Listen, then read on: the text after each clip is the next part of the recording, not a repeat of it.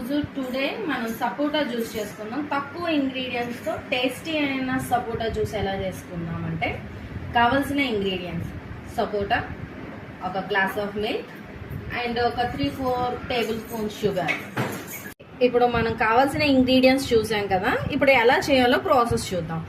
ఇప్పుడు తొక్క తీసిన సపోటాస్ మిక్సీలో వేసుకొని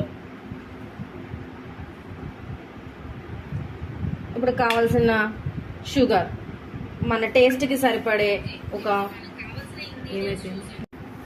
మన టేస్ట్కి సరిపడే 3-4 టేబుల్ స్పూన్ షుగర్, ఇంకా add milk, half glass milk, ఇంకొంచెం టేస్టీగా ఉండడానికి కొంచెం కాజు పౌడర్.